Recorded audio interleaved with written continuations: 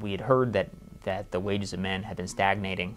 What we found instead was that once you factor in rising non-employment among prime-age men, that they weren't stagnant, they were actually in outright decline. This is At Brookings, a weekly in-depth look at issues behind the news. This week, reduced earning power for men in America.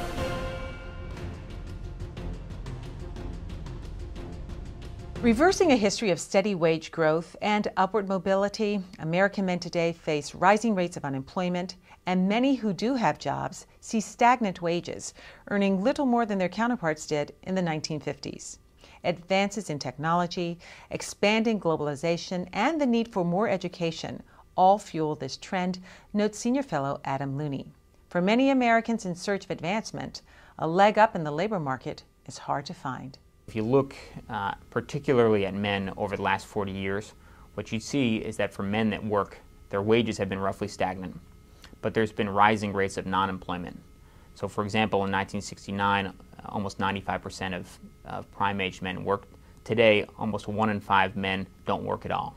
And so when you combine these two factors, stagnant wages for men who work and rising non-employment among men, what you see is that the median middle-of-the-road American man actually earns about 28% less than his counterpart in 1969. Adam, you write, for a certain group of men, there simply isn't enough opportunity for them to find work and to increase their wages. If you look at why these men are experiencing fewer opportunities, why they're less likely to find work, you can look at proximate causes. If you ask them what they're doing, you see that it's not that they're working less not because they choose to, but because they have fewer opportunities.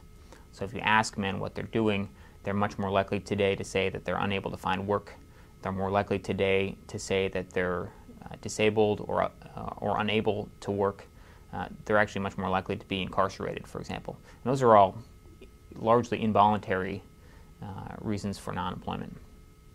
And so what you see is that non-employment is closely related to the job opportunities more broadly for less skilled workers.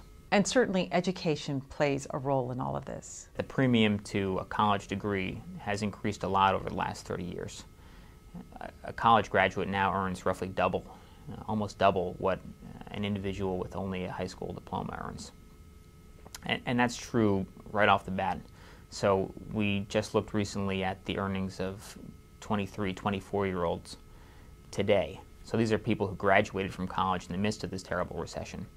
And while many are undoubtedly struggling to find work and to find great jobs, what you see is that almost 90% of them have found jobs. And if you look at 23, 24-year-olds who didn't go on to college, who have only a high school diploma, what you see is that almost 2/3 work. So basically 1 in 3 people with a high school diploma can't find a job. And what about innovation and technology? Do they factor into this as well? The opportunities for American men and for less skilled workers in the United States more generally is tied to changing patterns of trade and advances in technology. So to give one example of that, if you looked at manufacturing jobs 40 years ago, if you had a high school diploma, you could get a pretty good job in manufacturing in the United States. It was a high-paying job, and if you looked at guys that had a high school diploma, you saw that 96% of them were able to find work. But as technologies advanced and as trade patterns have changed, those factories have modernized. They require fewer workers. Manufacturers that require less skilled labor have moved some operations abroad to lower wage countries. And so that has all put downward pressure on the wages of lower skilled Americans. So how do we reverse this trend? One obvious implication is that we should send more people to college. And that turns out not to be true just for college, but it's true for a wide range of educational investments.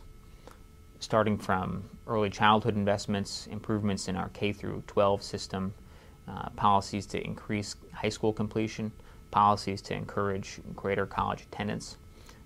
Those would all be investments that, if done properly, would be excellent investments, not just from a labor market return, but also they're just financially good investments. And you also took a look at the situation for women. Are they facing similar challenges? The same labor market forces, are, broadly speaking, are also at work for women and also impact the outcomes for families. But for women in particular, these negative trends have largely been overcome by the much more positive influences of rising labor force participation, rising rates of educational attainment, better access to good jobs and higher paying jobs, which have all meant that women's outcomes have been much better over time than those of men. That doesn't mean that they've been universally positive. So for example, over the last decade, what you'd see is that women's wages have appeared to stagnate and their actual employment rates have declined over time. But more generally, women are doing much better. If you look at families, what you see is that over the last 35 or so years, the annual earnings of families have actually increased. So if you look at a traditional mother, father, and child, what you see is that their earnings have increased about 13%.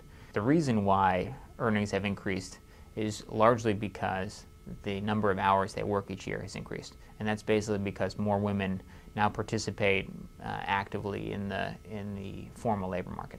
Stay up to date with the latest research, learn about Brookings events, and search our directory of experts, all from your mobile device.